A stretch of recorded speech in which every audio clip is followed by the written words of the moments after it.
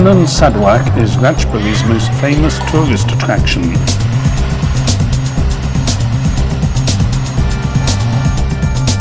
The original canal was built about 150 years ago. Now there are lots of interconnecting canals and in fact lots of floating markets.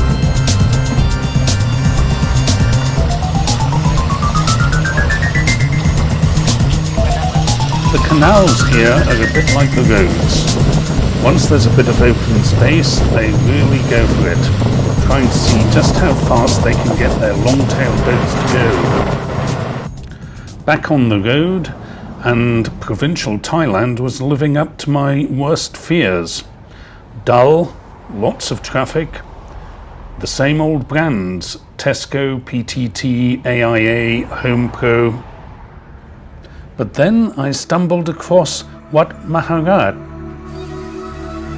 The temple is by no means as famous as Ayutthaya or Sukhothai, but just as fascinating because it's in the centre of town.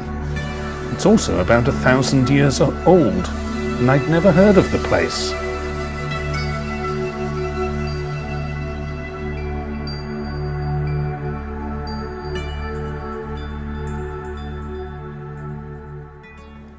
After the temple trip, it was on the road again and I headed up to the hills.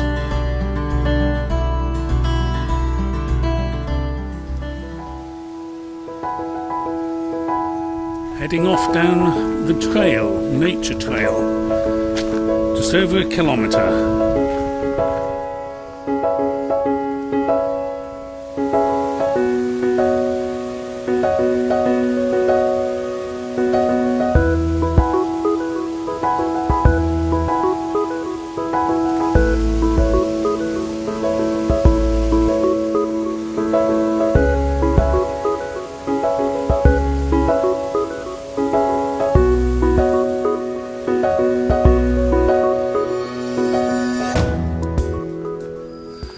Now this is definitely the part of the trail which is less crowded, because the path has all but disappeared and it is very slippery.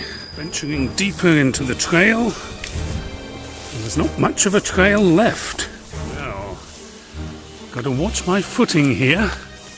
Not much of a trail, and it's nice to get away, and it's certainly not Bangkok. I don't think many people have been here for a while. Slippery, this bamboo's fallen over the path. Now, how do I get through this lot? Carefully, I think, is the watchword.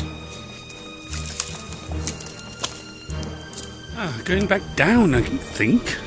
Should be heading back to where I started. More fallen trees and bamboo ahead. But it's lovely out here, not a soul around. Can't hear many animals either, which is unusual.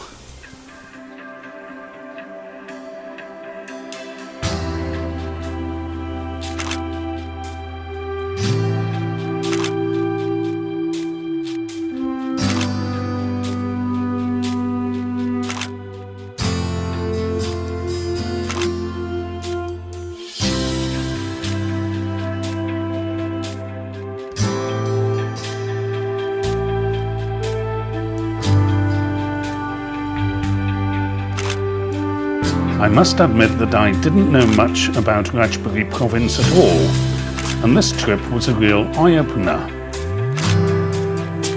In fact, I always thought that Damnan Sadwak floating market was in Ratchaburi Province, not Ratchaburi. Shows how you can live and learn.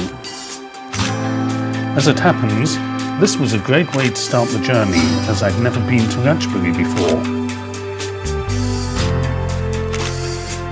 Next up is Ratchaburi Khan, which I know a little bit more about as I've been there before. See you next time.